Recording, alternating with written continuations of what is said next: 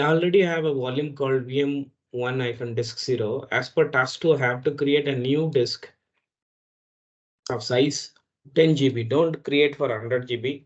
Make sure you create for 10 GB. And you keep it in US East 1A, the same zone as your existing virtual machine. Remember, you should always make sure that your virtual machine in the same zone, US East 1A, okay, and your volume also should be in the same location. Otherwise, you cannot attach. If you create in some other zone, you cannot attach. So it is highly recommended to keep it on the same zone.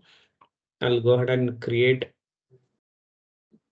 So now you can see a secondary volume of size. How much? 10 GB. Sorry, I'll call it as VM1 and disk 1. Save. And now this disk is not attached to any machine. If you look into this, see, first disk it shows it attached to VM1 as dev/sta1. Now if I attach to the VM, that is VM1, what would be the secondary available disks, or what would be the name of the disk, a mount point of the disk? It is dev/sta2. So let's do this. So I have selected the volume, and here I should have an option to attach a volume.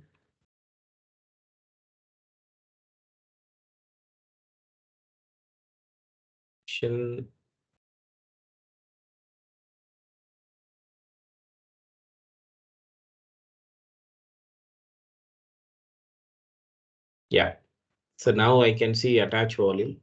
So I'll click on attach volume, instance VM1, and the device name as XVDF.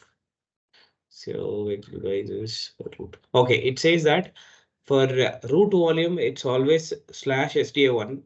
For other than root volumes, it will be XVDF, starts from